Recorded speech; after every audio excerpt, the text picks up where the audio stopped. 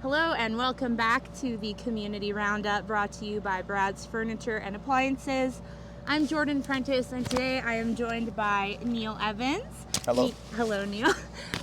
Neil is one of the event organizers and founders of the Crystal Cup Pond Hockey Challenge and Sid Davis Youth Memorial. We're here at Charlie Lake. I don't know if you can tell behind me, but they've got the rink set up and the igloo, and yeah, the Crystal Cup kicks off this weekend, so we're going to talk about that. Thank you so much for joining me. Thank you for having me. Of course. So, how are preparations coming?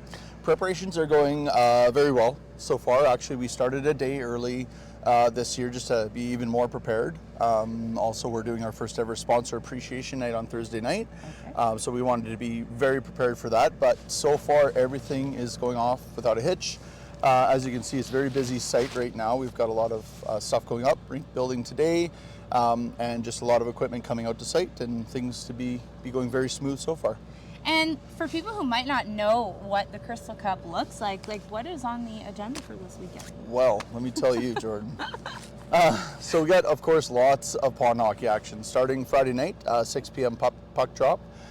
We have, I believe there's 42 teams in the adult division, including the general division Sapphire Cup, which is the women's division, and the Cole Cup, which is the old boys, which is 40 plus, that's old. So lots of hockey all Friday night, and then into Saturday all the way from 10 a.m. until about 10 p.m.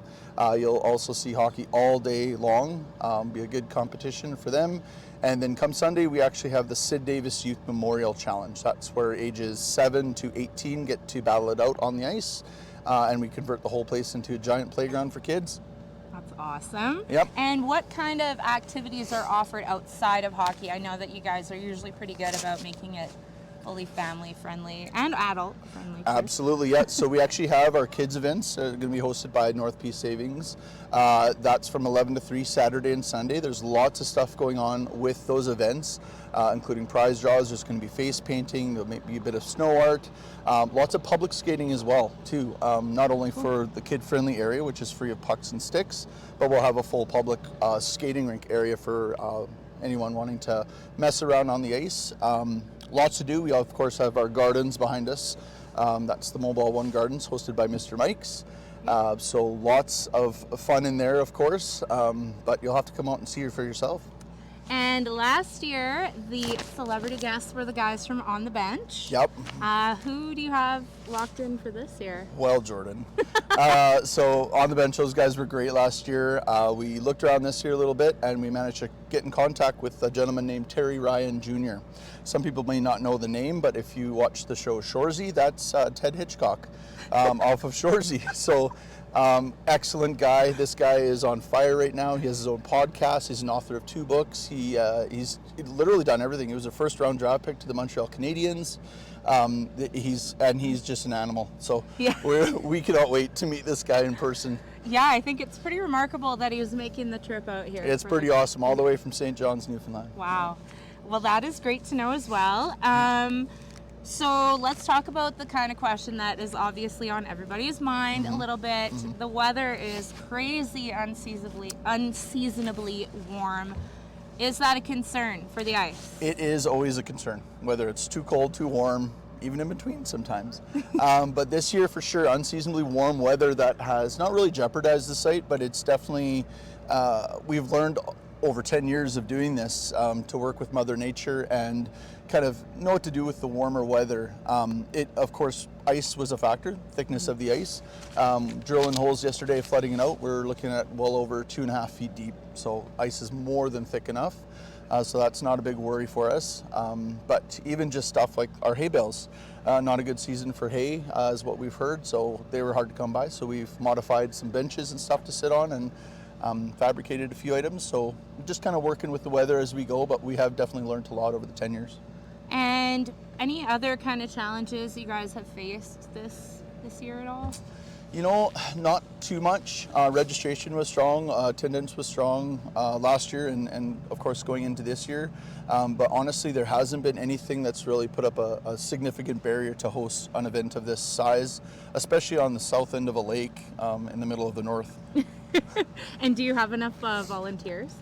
We do, yeah. We've got actually an army out here. We had 15 out yesterday and got about 20 here today. So lots of volunteers, lots of groups coming out too as well, helping us out all throughout the week, and it's awesome.